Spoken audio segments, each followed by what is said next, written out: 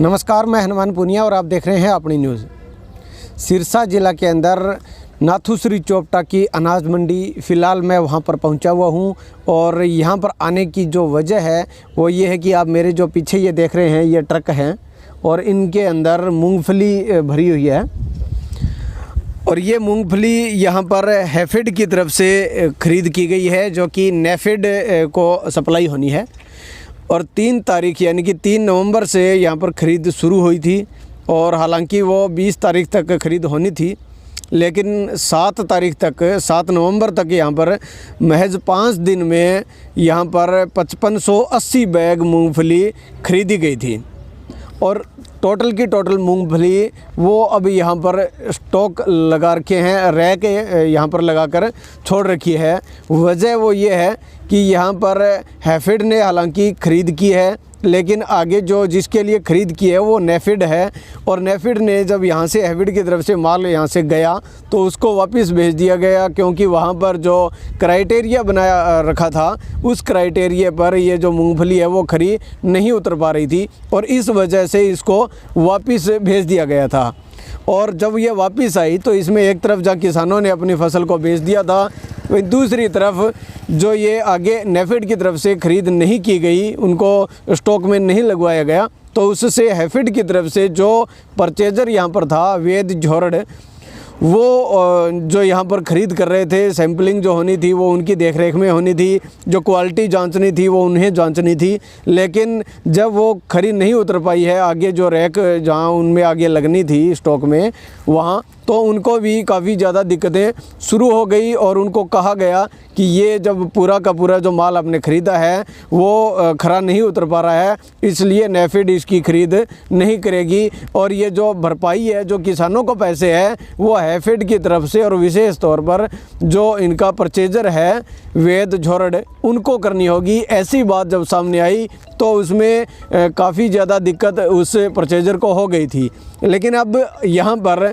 एक इतने दिन बाद यानी कि 15 दिन बाद एक बार फिर इनको आज ये लोड किया गया है, इन ट्रकों के अंदर भरा गया है और अब बताया जा रहा है कि इनको यहाँ से गोदाम के अंदर जो कि नेफेड के जो गोदाम है वहाँ पर उनको ले जाया जाएगा।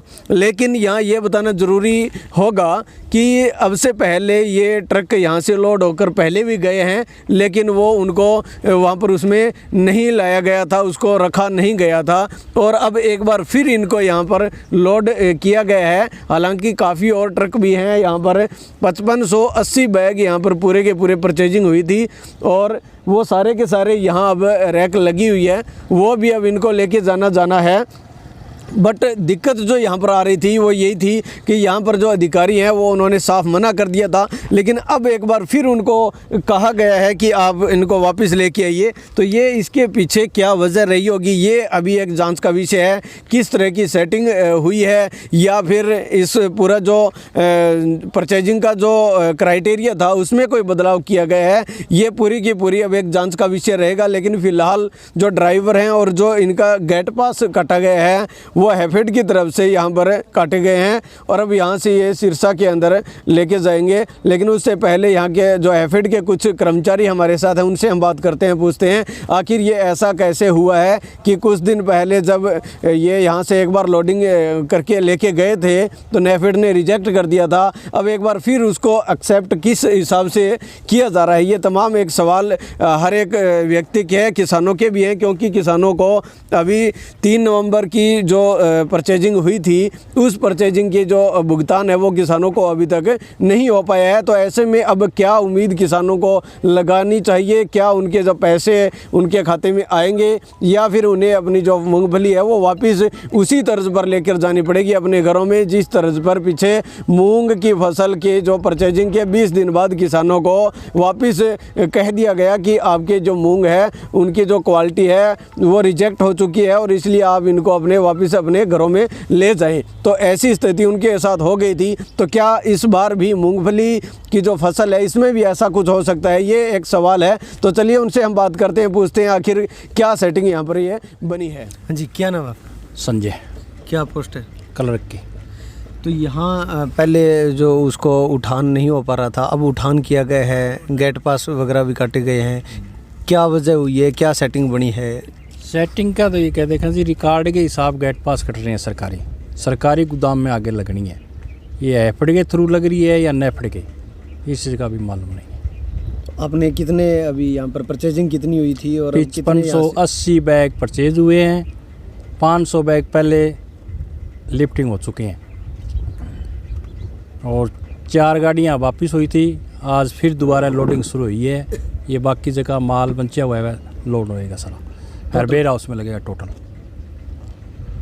तो आपको किसके आदेश पे यहाँ से गेट पास आपने काटे हैं? ये तो परचेजर है या हमारे डीएम साहब दफ्तर के आदेश के सामने काटी।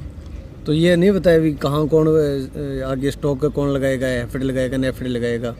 नहीं, ये अभी नहीं बताया। तो उसमें जो क्राइटेरिया था उसमें कोई बदलाव हुआ है या फिर कुछ नहीं हुआ है? अच्छा, कोई बदलाव नहीं हुआ। तो यहाँ बता दें कि हैफेड की तरफ से इसका यहाँ पर उठान किया जा रहा है, लेकिन अभी तक ये कंफर्म नहीं हो पाया है कि ये जो आगे स्टॉक में लगेगा वो हैफेड लगाएगी या नेफेड इसको ख़रीद लेगी या फिर इसके बीच में क्या कुछ सेटिंग हुई है, वो तो एक जांच का विषय रहेगा। अब देखना ये होगा कि यहाँ से उठान होने के बाद में किसानों को जो उनके पैसों का जो भुगतान है फसलों का, वो कब और कितने दिन में हो पाता है। अपनी न्यूज़ के लिए कैमरामैन संदीप के साथ हनुमान पूनिया। अगर आप परेशान हैं अपने घर और ऑफिस में आई सीलन से और चाहते हैं अपने ऑफिस को अच्छे से सजाना, तो हमसे कांटेक्ट कीजिए। हम सजाएंगे आपके घर को 3D वॉलपेपर से। जी हाँ, और आपको दिलाएंगे हमेशा के लिए सीलन और पपड़ी से छुटकारा। तो उठाइए अपना फोन और हमें डायल कीजिए।